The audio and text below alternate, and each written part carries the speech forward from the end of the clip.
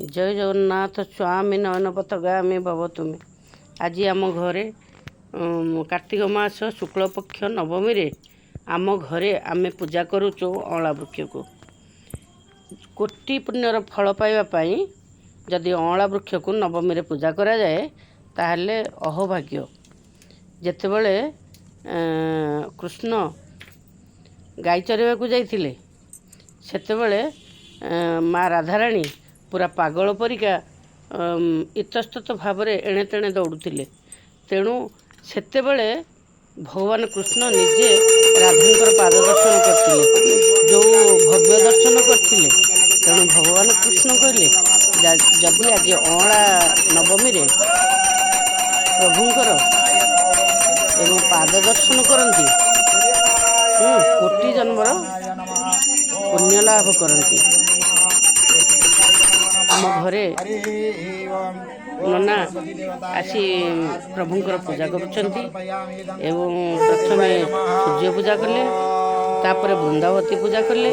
जेहेतु मोर तीनोटी वृक्ष अच्छे अँला वृक्ष, तुलसी वृक्ष, बेल वृक्ष अच्छे, तेणु प्रथमे सी सूर्य पूजा कले, तापर वृंदावती पूजा कले, तापर बेल वृक्ष पूजा कले, अँला वृक्ष को पूजा कले।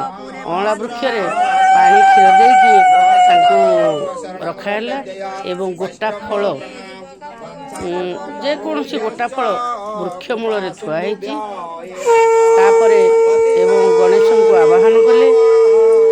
आमर कथारे अच्छी प्रभु को आमे तांकर स्नान करैलु, तांको वस्त्र पिंधेदेलु। वस्त्र पिंधे सुंदर भाव वस्त्र पिंधि शंखा सिंदूर चूड़ी दिहला। तापरे हलदी गुंड अरुआ चाउल प्रभु को देकी समर्पण कराला। बर्तमान मो घरे होम चली प्रभुंकर। आज कार्तिक मास जेहेतु आमे हविष करिछु, तेणु माँ जी हलदिया वस्त्र पिंधि सी हविष अन्न मास जाक कर। आमे आज अँला नवमी ठू हविष करूँ। तेणु प्रभु पाखे आज आम संकल्प करुचु।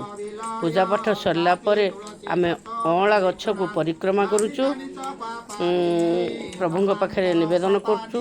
से तांको अँला वृक्ष को जेहेतु धात्री वृक्ष कह जाए, तेणु तांकर परिक्रमा कले कोटि जन्मर पुण्य फल मिले एवं रोग व्याधि हरण हुए।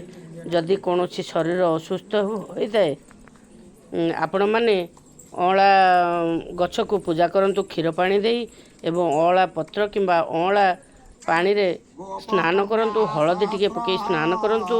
शरीर रोग व्याधि दूर हो। विश्वास मूले हरि तर्के बहु दूरे। तर्क कले किछि पाइबेनी। आपण माने सेटा करि चलंतु, देखंतु धीरे धीरे सेटा निहाती आपणकर शरीर सुस्थ आरोग्य हो। जय जगन्नाथ स्वामी नयनपथगामी भव तुमे।